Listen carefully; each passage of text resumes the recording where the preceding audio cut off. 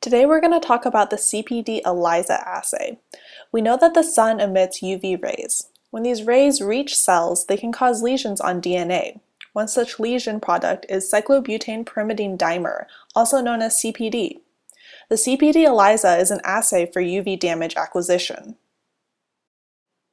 To start the Cpd-Elisa, you need to grow your cell line of interest. In this situation, we're growing 6 plates of cells, which we will treat with various UV dosages. We will have 1 flask for each 0, 150, 300, 600, 1200, and 2400 joules of UV treatment. Once your cells are 100% confluent in their plates, you want to place those cells into the UV strata linker machine, which somewhat resembles a microwave. Once the cells have received the proper dosages of UV treatment, you'll harvest the cells by manually scraping them off the plate. You want to avoid breaking too many cells open, so do this gently. Following harvesting, you'll want to extract the DNA from the cells using a DNA mini prep. Once you've extracted the DNA from the cells, dilute the concentration of DNA to 200 nanograms per microliter. Following the dilution of your DNA, you will spot 50 microliter triplicates of your samples onto a 96-well plate. Make sure you use a plate especially designed for the Cpd-Elisa, as you want your samples to remain attached to the bottoms of each well. Leave this plate in an incubator set to 37 degrees Celsius overnight. After your plate has been in the incubator overnight, your sample should now be dry at the bottom of each well. Wash each well with 150 microliters of PBST. Don't worry, the plates you used will securely bind the DNA, so your sample will remain safely attached at the bottom of each well. Repeat this washing step 5 times.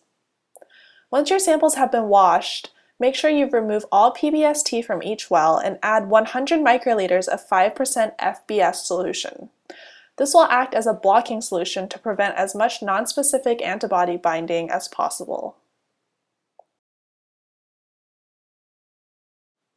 Place the 96-well plate with the FBS blocking solution back in the incubator for 1 hour.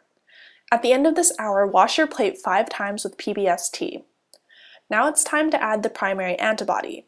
We will be using an anti-CPD antibody that was produced in mice.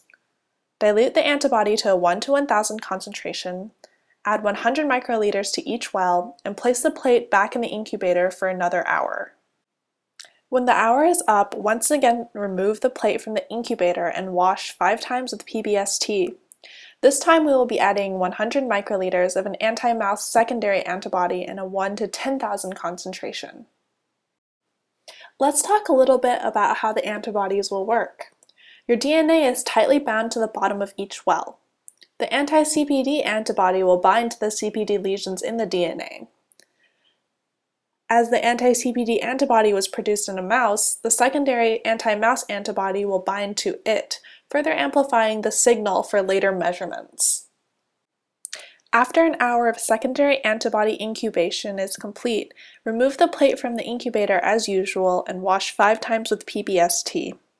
Making sure the plate is dry after washing, add 75 microliters of TMB, a dye substrate. This dye substrate is a proton donor that will reduce hydrogen peroxide to water by peroxidase enzymes found on the secondary antibody. This results in a blue dye that can be measured with a plate reader. The amount of blue dye released correlates with the amount of CPD lesions found on the DNA. Now read your plate with a microplate reader. The amount of CPD lesions should be proportional to the UV dosage the cells in each sample received.